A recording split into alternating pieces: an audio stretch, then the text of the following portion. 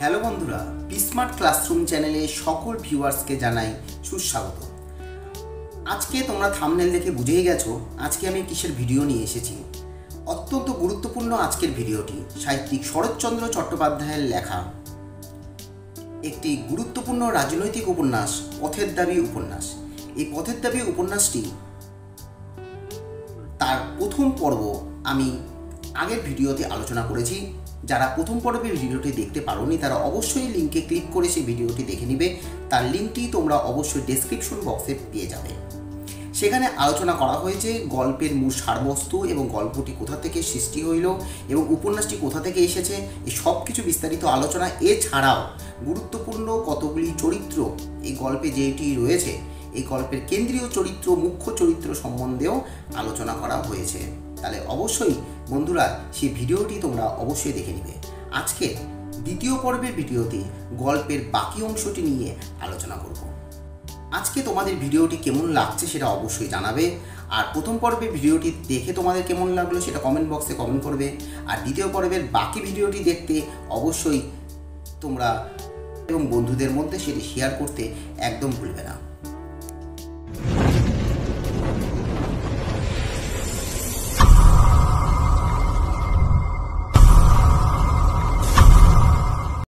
রেঙ্গুনে অপূর্বর বাসায় চুরি হয়ে যাওয়ার পর কি কি ঘটনা ঘটেছিল সেই বিষয়টি আজকে দ্বিতীয় পর্বের ভিডিওতে জানতে পারব। তারপর সকালে গেলাম পুলিশের খবর দিতে, কিন্তু পুলিশের দল এমন কাণ্ড করলে, এমন তামাশা দেখালো যে ও কথা আর মনেই হলো না। এখানে ও কথা বলতে কোন কথার কথা বলা হয়েছে? এখানে অপূর্ব এবং পাচক তিওয়ারি যে ঘরে থাকতো সেখানে যে চুরি হয়েছিল রেঙ্গুনের বাসায়, সে চুরি হওয়ার কথাই বলা হয়েছে, যে কথাই যেন মনে থাকলো না। এখন ভাবছি যা গেছে তা যাক, তাদের চোর ধরে দিয়ে তারা কাজ নেই। তারা বরঞ্চ এমনই ধারা বিদ্রোহী ধরে ধরেই বেড়াক। মানে অপূর্ব খুব আক্ষেপের সাথে বলছে চুরি হয়েছে যাক, তা চোরকে তো ধরা যাবে না, সে তো অন্যত্র চলে গেছে। তো বড় বড় এই পুলিশ, রেঙ্গুন থানার পুলিশ, তারা শুধু বিদ্রোহীকে ধরতে পারে, বিপ্লবীকে ধরতে পারে, এছাড়া কিছু পারে না। এই বলিয়া তাহার গিরিশ মহাপাত্র এবং তার পোশাক পরিচ্ছদের বাহার মনে পড়িয়া হঠাৎ হাসির ছটায় যেন দৌম আটকিয়া উপক্রম হইল। অপূর্ব যখন এরকম কথা মনে হচ্ছিল, তা চুরি হওয়ার কথা বা বিপ্লবীকে ধরবার ব্যাপারে বিষয়টা গুরুতর বিষয় নিয়ে যখন ভাবছিল, তখনই হঠাৎ করে তার মনে পড়ে গেল গিরিশ মহাপাত্রের সে অদ্ভুত অদ্ভুত পোশাকের বাহার বা চরিত্র।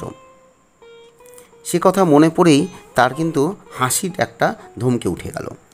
হাসি থামলে সে বিজ্ঞান ও চিকিৎসাশাস্ত্রে অসাধারণ পারদর্শী বিলাতের ডাক্তার উপাধিধারী রাজশত্রু মহাপাত্রের স্বাস্থ্য, তাহার শিক্ষা রুচি, তাহার বল বীর্য, তাহার রামধনু রঙের জামা, সবুজ রঙের মোজা ও লোহার লাল ঠোকা পামসু, তাহার নেবুর তেলের গন্ধবিলাস, সর্বোপরি তাহার পরহিতায় গাজার কলিকাঠির আবিষ্কারের ইতিহাস সবিস্তারে বর্ণনা করিতে করিতে তাহার উৎকট হাসির বেগ কোনো মতে আরও একবার সংবরণ করিয়া শেষ করিল। অর্থাৎ এইসব কিছু ভাবতে ভাবতেই অপূর্ব গিরিশ মহাপাত্রের স্বাস্থ্য, পোশাক পরিচ্ছদ, বিজ্ঞান চিকিৎসাশাস্ত্রে তার পারদর্শী কতটা, জ্ঞান কতটা, গাজা কলকিটার বিষয়, এসব কিছু ভাবতে ভাবতে হাসিটা সংবরণ করে শেষ করিল। তরোয়ালকরের মহা হুঁশিয়ার পুলিশের দলকে আজকের মতো নির্বোধ আহম্মক হতে বোধ করি কেউ কখনো দেখেনি। অর্থাৎ পুলিশের দল যে এতটাই বোকা সেটা কিন্তু কেউ কখনো দেখেনি। অথচ গভর্নমেন্টের কত টাকায় এরা বুনো হাঁসের পেছনে ছোটাছুটি করে অপব্যয় করছে। এখানে বুনো হাঁস বলতে এখানে কার কথা বলা হয়েছে? বড় বড় বিপ্লবীদের কথাই এখানে বলা হয়েছে। অর্থাৎ সরকার এদের পিছনে কত টাকায় খরচ করে নষ্ট করছে। এরপর রামদাস হাসিয়া কহিল, কিন্তু বুনো হাঁস ধরাই যে এদের কাজ, আপনার চোর ধরে দেখার জন্য এরা নেই।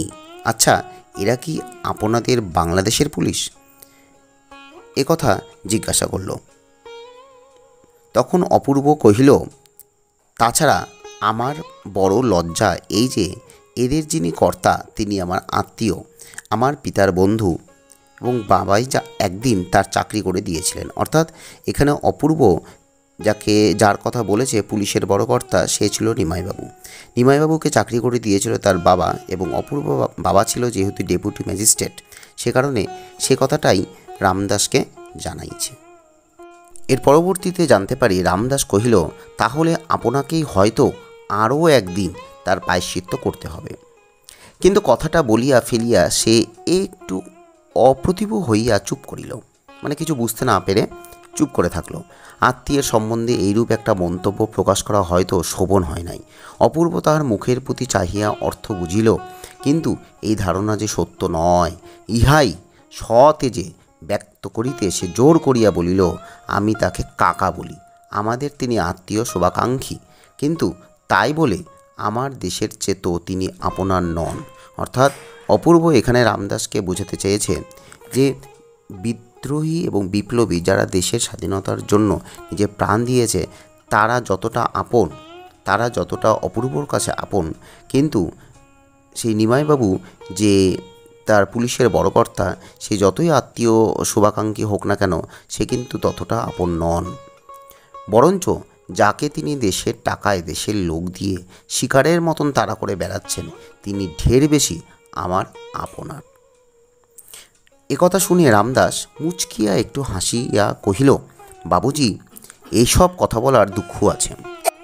তখন রামদাস এইসব কথা বলার দুঃখ আছে এ কথাটি বলা হয়েছে, বা এ কথাটি অপূর্বকে বলা হয় এই কারণেই যে সরাসরি বাংলাদেশ সেই সরকার অর্থাৎ ব্রিটিশ সরকারের বিরুদ্ধে যেহেতু তিনি কথা বলছে বিপ্লবীদের পক্ষ নিয়ে, এই জন্য অপূর্বর দুঃখ আছে বলে তিনি জানায়। কিন্তু অপূর্ব সে কথাটাকে গুরুত্ব দেয়নি। তখন সে বলে, শুধু কেবল আমাদের দেশে নয়, পৃথিবীর যে কোনো দেশে যে কোনো যুগে যে কেউ জন্মভূমিকে তার স্বাধীন করবার চেষ্টা করেছে, তাকে আপনার নয় বলবার সাধ্য আর যা থাক আমার নেই। বলিতে বলিতে কণ্ঠস্বর তাহার তীক্ষ্ণ এবং চোখের দৃষ্টি প্রখর হইয়া উঠিল, এবং মনে মনে বুঝিল কি কথায় কি কথা আসিয়া পড়িতেছে, কিন্তু সামলাইতে পারিল না। মানে কি কথা বলতে কি কথা এসে পড়ছে, কিন্তু অপূর্ব সামলাতে পারছে না। বলিল, তোমার মতো সাহস আমার নেই, আমি ভীরু, কিন্তু তাই বলে অবিচারে দণ্ড ভোগ করার অপমান আমাকে কম বাজে না। অর্থাৎ অবিচারে দণ্ডভোগ আমাকে করতে হয়েছে, সেটা আমার কাছে খারাপ লেগেছে, সে কথা জানিয়েছে রামদাসকে বলেছে।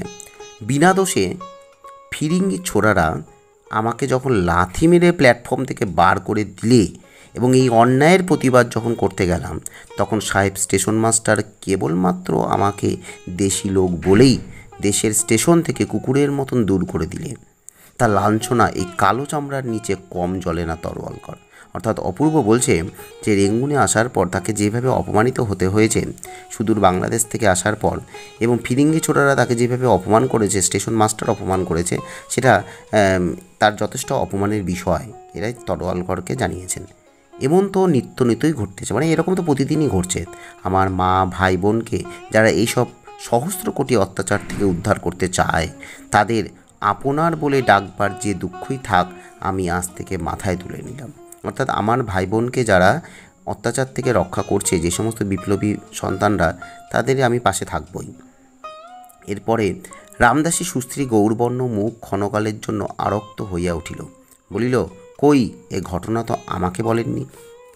অপূর্ব কহিল, বলা কি সহজ রামদাস, হিন্দুস্তানের লোক সেখানে কম ছিল না, কিন্তু আমার অপমান কারোর গায়ে ঠেকল না, এমনই তাদের অভ্যাস হয়ে গেছে।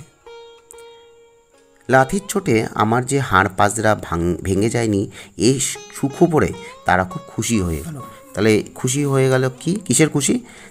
ফিরিঙ্গি ছোকরারা তাকে যেভাবে অত্যাচার করেছিল বা লাথি মেরেছিল তাদের যে হাড় পাজরা ভেঙে যায়নি সেটাই তার সুখবর।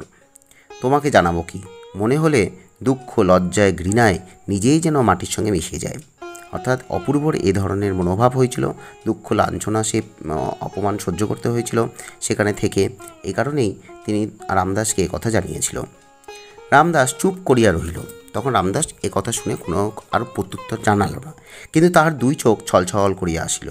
সম্মুখের ঘড়িতে 3টা বাজিতে সে উঠিয়া দাঁড়াইল।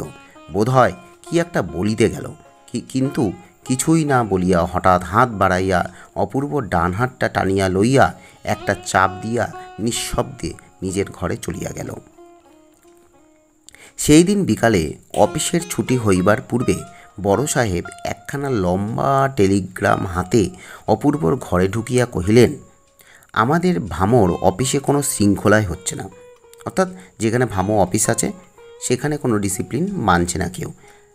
ম্যান্ডালে, সোহেবে, মিথিলা এবং এদিকে প্রোম সবকটাই অফিস গোলযোগ ঘটেছে। অর্থাৎ এই সমস্ত যে সমস্ত অঞ্চলের নাম বলেছে সে সমস্ত অঞ্চলে কিন্তু শুধু বিশৃঙ্খলা দেখা দিচ্ছে। ম্যান্ডেল, সোহেব, মিথিলা এবং প্রোম এই সমস্ত জায়গায়। আমার ইচ্ছা তুমি একবার সবগুলো দেখে আসো। আমার অবর্তমানে সমস্ত ভারিত তোমার একটা পরিচয় থাকা চাই। সুতরাং বেশি দেরি না করে কাল পরশু যদি একবার। একথা শুনে অপূর্ব তৎক্ষণাৎ সম্মত হইয়া বলিল, মানে রাজি হয়ে গেল, ঠিক আছে আমি কালই বার হয়ে যেতে পারি। বস্তুত নানা কারণে রেঙ্গুনে তাহার আর এক মুহূর্ত মন টিকিতেছিল না।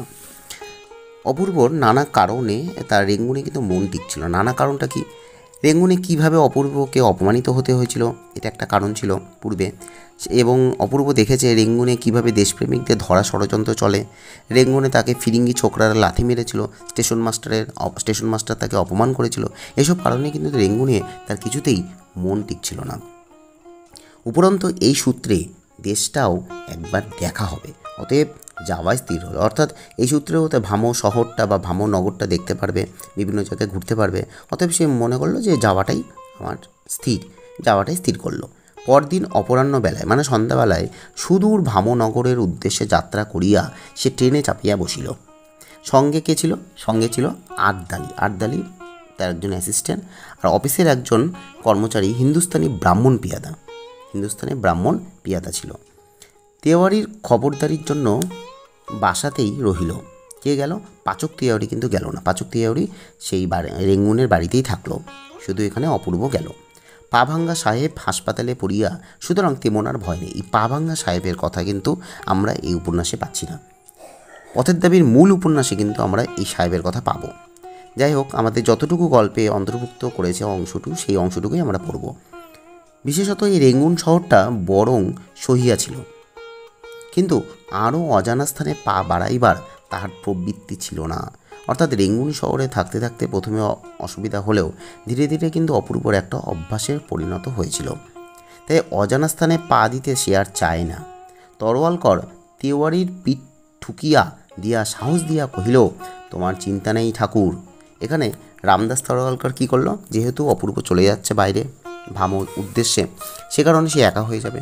এই জন্য তাকে সান্ত্বনা দেওয়ার জন্য তার পিঠ চাপড়িয়ে বলল, তোমার চিন্তা নেই ঠাকুর। তাকে ঠাকুর বলে সম্বোধন করলো, কারণ সে একজন পাচক, রান্না করে, তাই পাচক তেওয়ারি, এই জন্য তাকে ঠাকুর বলল। কোনো কিছু হলেই অফিসে গিয়ে আমাকে সংবাদ দিও। অর্থাৎ তার যদি কোনো সমস্যা হয় তাহলে সে যাতে তার অফিসে গিয়ে তাকে খবর দেয়। সে কথাই পাচক তেওয়ারিকে তরোয়ালকর বা রামদাস তরোয়ালকর জানালো। গাড়ি ছাড়িতে বোধ করি তখনও মিনিট 5 বিলম্ব ছিল। অপূর্ব হঠাৎ চকিত হইয়া বলিয়া উঠিল, ওই যে। তরোয়ালকর ঘাড় ফিরাইতে বুঝিল এই সে গিরিশ মহাপাত্র। অর্থাৎ অপূর্ব ওই যে বলে যাকে ডাকলো, তরোয়ালকর তখন বুঝতে পেরেছে ওই হয়তো গিরিশ মহাপাত্র, যার কথা অপূর্ব বলছিল। সেই বাহারে জামা, সেই সবুজ রঙের ফুল মোজা, সেই পামশু এবং ছড়ি প্রভেদের মধ্যে এখন কেবল সেই বাঁকাকা রুমালখানি বুক পকেট ছাড়িয়া তাহার কণ্ঠে জড়ানো। অর্থাৎ এখানে পার্থক্য একটাই, যে আগে তার যে পোশাক আশাকের পরিবর্তন ছিল আর এখন যে পোশাকের পরিবর্তন খানিকটা ছিল, যেটাই বাঁকাটা রুমালটি বুক পকেট থেকে সামান্য তার যে গলা আছে না বা কণ্ঠ, সে কণ্ঠে জড়ানো আছে। তাহলে প্রশ্ন আসতে পারে, দ্বিতীয়বারে গিরিশ মহাপাত্রের পোশাকের কি পরিবর্তন হয়েছিল? এরপরে বলা হয়েছে, মহাপাত্র এই দিকেই আসিতেছিল। সুমুখে আসিতেই অপূর্ব ডাকিয়া কহিল, কি হে গিরিশ, আমাকে চিনতে পারো? কোথায় চলেছ? গিরিশ শশবাস্তে একটা মস্ত নমস্কার করিয়া কহিল, মানে খুব তাড়াতাড়ি গিরিশবাবু নমস্কার করিল অপূর্বকে, বলল, আজ্ঞে চিনতে পারি বই কি বাবু মশাই, কোথায় আগমন করছেন? অপূর্ব সহাস্যে কহিল, আপাতত ভামো যাচ্ছি, তুমি কোথায়? গিরিশ কহিল, আজ্ঞে এনানজং থেকে দুজন বন্ধু লোক আসার কথা ছিল। আমাকে কিন্তু বাবু ঝুটমুট হয়রান করা। অর্থাৎ গিরিশ বলল এনানজান থেকে দুজন বন্ধু আসবে, তাকে রিসিভ করার জন্যই আমি যাচ্ছি। এবার গিরিশ আগেকার কথা কিছু অপূর্বকে বলল যে বেশ কয়েকদিন আগে তাকে হয়রান করা হয়েছিল। কেন? ফালতু একটা হয়রান করা হয়েছিল। হ্যাঁ, আনে বটে কেউ আফিম সিদ্ধি নুকিয়ে, কিন্তু আমি ভাই ভারী ধর্মভীরু মানুষ। মানে গিরিশ মহাপাত্র বলছে এটা সত্যি, কেউ কেউ আফিং সিদ্ধি লুকিয়ে রাখে, সেটা অন্যায় করে, কিন্তু আমি এইসব কাজ করি না। আমি ধর্মভীরু মানুষ, আমি সৎভাবে চলি। তো বলি কাজ কি বাপু জোচ্চুরিতে? মানে বলছে, গিরিশ বললে কেন আমি অযথা মিথ্যা কথা বলতে যাব? আমি কেন জোচ্চুরি করব? আমি কেন মিথ্যা কথা বলবো? কথায় বলে না পরধর্ম ভয়াবহ, মানে এটা হচ্ছে গিরিশ তখন বলছে অন্যের জন্য কাজ করতে গেলে ফল খুব করুণই হয়।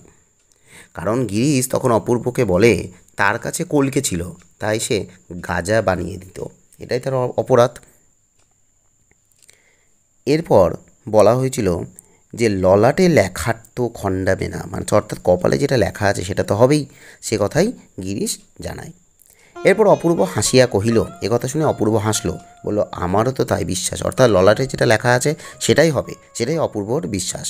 কিন্তু তোমার বাবু একটা ভুল হয়েছে, আমি পুলিশের লোক নই, আফিম সিদ্ধির কোনো ধারধারি নেই, সেদিন কেবল তামাশা দেখতেই গিয়েছিলাম। একথা বলার পর তরোয়ালকর তীক্ষ্ণ দৃষ্টিতে তাহাকে দেখিতেছিল এবং সে বলিল, বাবুজি মেনে আপকো তো জরুর কাহা দেখা। তখন গিরিশ কহিল, আশ্চর্য नहीं है বাবু সাহেব, নকরির বাস্তে কেত্তা জায়হা তো ঘুমতা হে। মানে তরোয়ালকর যখন বলল আপনাকে তা আমি অন্যত্র কোথাও না কোথাও দেখেছি, তখন গিরিশ তার উত্তর কী দিল, বাবু সাহেব চাকরি বা কাজের ক্ষেত্রে আমি তো এদিক ওদিক করে ঘুরে বেড়াচ্ছি, হয়তো কোথাও দেখবেন। এরপর গিরিশ অপূর্বকে বলল, কিন্তু আমার ওপর মিথ্যা সন্দেহ রাখবেন না বাবু সাহেব, বাবুমশাই আমার ওপর মিথ্যা সন্দেহ রাখবেন না, আপনাদের নজর পড়লে আমার চাকরিও একটা জুটবে না। অর্থাৎ গিরিশ এখানে বলতে চেয়েছে যে তার ওপর মিথ্যা সন্দেহ রাখতে না করছে, কারণ সে মনে করেন যে তারা হচ্ছে বড় মানুষ, আর তারা যদি বারবার মিথ্যা অভিযোগ করে থানায় গিয়ে, এবং থানায় যদি বারবার তাকে যেতে হয়, তবে সে আর হয়তো তার কপালে চাকরি জুটবে না। তারপর গিরিশ জানায়, বামুনের ছেলে, বাংলায় লেখাপড়া শাস্ত্র সবই কিছু কিছু শিখেছিলাম, কিন্তু এমন অদেষ্ট যে বাবুমশাই আপনারা, মানেটা কি? মানে বলছে যে সে বাংলায় লেখাপড়া শিখেছে এবং স্বাস্থ্য কিছু জ্ঞান বুদ্ধি তার মধ্যে আছে, কিন্তু অদৃষ্ট, এখানে অদৃষ্ট মানে অদৃষ্ট, অর্থাৎ এমনই তার কপাল যে সে আর কিন্তু এগোতে পারিনি, আর তার মধ্যে বাবুমশাই আপনারা। এরপর অপূর্ব বলল, আমি ব্রাহ্মণ। ও আজ্ঞে তাহলে নমস্কার। তারপরে সে ব্রাহ্মণ বলায় গিরিশ অপূর্বকে নমস্কার জানালো। এখন তবে আসি বাবুমশাই, রাম রাম। বলিতে বলিতে গিরিশ মহাপাত্র একটা উদ্গত কাশির বেগ সামলাইয়া লইয়া ব্যগ্রপদে সম্মুখের দিকে অগ্রসর হইয়া গেল। কথা বলতে বলতে গিরিশ মহাপাত্র সেই সুযোগে কাশি হবে এরকম একটা ভাব নিয়ে সামনের দিকে এগিয়ে গেল। এরপর অপূর্ব কহিল, এই সব্যসাচীটির পেছনে কাকাবাবু সদল বলে এদেশ ওদেশ করে বেড়াচ্ছেন তরোয়ালকর, বলিয়া সে হাসিল। মানে এরকম একটা সব্যসাচী পাগল গোছের মানুষ, তার জন্য কাকাবাবু অর্থাৎ নিমাইবাবু এদিক ওদিক করে ধরার জন্য ঘুরে বেড়াচ্ছেন, এই কথা সে মনে করলো আর হাসতে লাগলো, মনে মনে হাসতে লাগলো অপূর্ব। কিন্তু এই হাসিতে তরোয়ালকর যোগ দিল না। পরক্ষণে বাঁশি বাজিয়া গাড়ি ছাড়িয়া দিলে সে হাত বাড়াইয়া বন্ধুর করমর্দন করিল। মানে যখন ট্রেনে স্টেশন থেকে গাড়ি ছাড়বে সেই সময়ে বাঁশি বাজলো, এবং বাঁশি বাজার মুহূর্তে বন্ধুর সঙ্গে হ্যান্ডশিপ করলো, মানে করমর্দন করলো, আলিঙ্গন করলো, কিন্তু তখন মুখ দিয়া তাহার কথা কিন্তু বাহির হইল না। নানা কারণে অপূর্ব লক্ষ্য করল না, কিন্তু করিলে দেখিতে পাইত যে এই মুহূর্তকালের মধ্যে রামদাসের প্রশস্ত উজ্জ্বল ললাটের ওপরে যেন কোনো অদৃশ্য মেঘের ছায়া আসিয়া পড়িয়াছে। অর্থাৎ রামদাসের মধ্যে দেখা গেছে চিন্তার একটা কালো ছায়া, এরই মধ্যে সে যদি লক্ষ্য করত, এবং সেই সুদূর দুর্নিরীক্ষ লোকেই তাহার সমস্ত মনুষ্যচক্ষু একেবারে উধাও হইয়া গিয়াছে। অর্থাৎ সে যেন অন্য জগতে কোথাও চলে গেছে, তার মনশ্চক্ষু আর বাস্তব জগতে নেই, এটা তার মনে হয়েছে। এরপরে যেটি রয়েছে, অপূর্ব প্রথম শ্রেণীর যাত্রী, তাহার কামরায় আর কেউ লোক ছিল না। সন্ধ্যা উত্তীর্ণ হইলেই সে পিরানের মধ্য হইতে পৈতা বাহির করিয়া বিনা জলেই সায়ং সন্ধ্যা সমাপন করিল। মানে এখানে পিরান কি? পিরান কিন্তু এখানে বোঝানো হয়েছে ঢিলা জামা বিশিষ্ট, সেখান থেকে পৈতা বের করলো অপূর্ব। সন্ধ্যের পর পৈতা বের করেই এবং বিনা জলে সন্ধ্যা যে কাজগুলো করে সেই সন্ধ্যা কাজগুলো সম্পূর্ণ করলো। এবং যে সকল ভোজ্যবস্তু শাস্ত্রমতে স্পর্শ দুষ্ট হয় না জানিয়া সে সঙ্গে আনিয়াছিল। স্পর্শ দুষ্ট মানে কি? অর্থাৎ ভোজ্যবস্তু যদি ছোঁয়াচে হয় বা সংস্কার, যেহেতু সে হিন্দু বাঙালি অপূর্ব, তার জন্য সে হয়তো একটি সংস্কারবাদী, সেই জন্য স্পর্শদুষ্ট কথাটি ব্যবহার করা হচ্ছে। পিতলের পাত্র হইতে বাহির করিয়া আহার করিল, জল ও পান তাহার ব্রাহ্মণ আর্দালি পূর্বাহ্নে রাখিয়া গিয়াছিল। অর্থাৎ তার সঙ্গে গিয়েছিল কিন্তু ব্রাহ্মণ আর্দালি বলে একজন লোক, সে কিন্তু জেনারেল কামরায় ছিল। সে তার জন্য কিন্তু জল পান করা এবং অন্যান্য খাবার দাবার সব কিছুই আলাদা করে ঢেকে রেখেছিল। শয্যাও সে প্রস্তুত করিয়া দিয়া গিয়াছিল। অতএব রাত্রির মতন অপূর্ব ভোজনাদি শেষ করিয়া হাত মুখ ধুইয়া পরিতৃপ্ত সুস্থ চিত্তে শয্যা আশ্রয় করিল। অর্থাৎ সব কিছু ঠিকঠাক করে খাওয়া দাওয়া সম্পূর্ণ করে রাত্রিবেলায় সে শয্যায় অর্থাৎ বিছানায় শুলো অপূর্ব। তাহার ভরসা ছিল প্রভাতকাল পর্যন্ত তার আর নিদ্রার ব্যাঘাত ঘটিবে না। সে আশা করেছিল ট্রেন তো যাবেই এবং তার গন্তব্যস্থলে সে পৌঁছাবে এবং প্রভাতকাল পর্যন্ত তার আর ঘুমের কোনো ব্যাঘাত ঘটবে না, ভালো মতন ঘুমাতে পারবে। কিন্তু ইহা যে কত বড় ভ্রম, অর্থাৎ এই ভাবনাটা তার ভুল ছিল, তা কয়েকটা স্টেশনের পরেই সেই অনুভব করল। তবে এখানে একটা প্রশ্ন আসতে পারে যে অপূর্ব কেন হঠাৎ মনে করলো যে তার ঘুমের ব্যাঘাত ঘটতে পারে বা ব্যাঘাত ঘটবে না মনে করলো, কিন্তু পরবর্তীকালে কি ঘটনা ঘটেছিল যে তার ঘুমের ব্যাঘাত হয়েছিল, এরকম একটা প্রশ্ন হতে পারে। এরপরে কি হলো সেটা আমরা দেখে নিই। কিন্তু ইহা যে কত বড় ভ্রম তা কয়েকটা স্টেশন পরেই সে অনুভব করিল। কেমন অনুভব করিল? সেই রাত্রির মধ্যে বার তিনেক তাহার ঘুম ভাঙিয়া পুলিশের লোক তার নাম ধাম ঠিকানা লিখিয়া লইয়াছে। অর্থাৎ অন্ততপক্ষে 3 বার তাকে ঘুম ভাঙিয়ে পুলিশের লোক এসে তার নামধাম ঠিকানা সবিস্তারে নিয়েছে। এটা যথেষ্ট বিরক্তিকর ব্যাপার ছিল অপূর্বর কাছে। একবার সে বিরক্ত হইয়া প্রতিবাদ করায় বর্মা সাব ইন্সপেক্টর সাহেবকে প্রতিবাদ করেছিল, কেন এরকম হচ্ছে, বারবার আমি ফার্স্ট ক্লাস যাত্রী অথচ আমাকে বারবার উঠানো হচ্ছে ঘুম থেকে, আমার ঘুমের ব্যাঘাত ঘটছে। এর উত্তরে কটু কণ্ঠে মানে রূঢ় কণ্ঠে ইন্সপেক্টর সাহেব বলেছিল, তুমি তো ইউরোপিয়ান নও, অর্থাৎ তুমি এদেশীয় লোক, তোমাকে তো একটু সহ্য করতেই হবে। আমরা পুলিশের কর্তা, আমরা নাম ধাম ঠিকানা তদন্তের খাতিরে আমাদেরকে নিতেই হবে, সেই জন্য তোমাকে এই ব্যাপারে আমাদেরকে সাহায্য করতেই হবে। এরপর অপূর্ব কহে, না কিন্তু আমি তো ফার্স্ট ক্লাস প্যাসেঞ্জার, রাত্রে তো আমার তুমি ঘুমের বিঘ্ন করিতে পারো না। অপূর্ব তখন বলল, আমি তো ফার্স্ট ক্লাস যেহেতু প্যাসেঞ্জার, আমাকে তো ঘুমের তুমি বিঘ্ন ঘটাতে পারো না, এটা তো নিয়ম নাই। তখন বার্মার সাব ইন্সপেক্টর সাহেব অত্যন্ত হাসলো। হেসে তিনি বলল, ও নিয়ম রেলওয়ে কর্মচারীর জন্য, আমি পুলিশ, ইচ্ছা করলে আমি তোমাকে টানিয়া নিচে নামাইতে পারি। অর্থাৎ সে বলল এটা রেলের কর্মচারীর জন্য এই সুবিধাটা আছে, কিন্তু তুমি যেহেতু এদেশীয় লোক, তোমার তদন্তের জন্য বা তোমার মতন হাজার হাজার যাত্রীদের তদন্তের জন্য আমি মাঝরাত্রে এসে আমার পুলিশরা নামধাম ঠিকানা সহ এরকম নিতেই পারে না, ইচ্ছা করলে আমি তোমাকে টানিয়ে নিচে নামিতে পারি, সেরকমও আমার ক্ষমতা কিন্তু রয়েছে। বন্ধুরা, আজকে শেষ করলাম শরৎচন্দ্র চট্টোপাধ্যায়ের একটি বিশাল রাজনৈতিক উপন্যাস পথের দাবি, মাত্র 2টি পর্বে। এই 2টি পর্বে আমি বিস্তারিত আলোচনা করেছি। তোমাদের আজকের ভিডিওটি কেমন লাগছে সেটা অবশ্যই জানাবে আর বন্ধুদের মধ্যে শেয়ার করবে। আর যারা নতুন ভিউয়ার্স আছো তারা অবশ্যই চ্যানেলটি পাশে থাকতে সাবস্ক্রাইব করে রাখবে আরও নতুন নতুন ভিডিও পাওয়ার জন্য। এছাড়াও আরেকটি কথা, এসএলএসটি এবং পিএসসি পরীক্ষা যেরকম রয়েছে, এর সাথে সাথে মাধ্যমিক পরীক্ষার শিক্ষার্থীদের বিশেষভাবে বলছি, তোমরা এই চ্যানেলটি ফলো করো, তাহলে অবশ্যই বাংলা বিষয়ের উপর নতুন নতুন কিছু তথ্য আমি এই চ্যানেলে নিয়ে আসবো। ধন্যবাদ।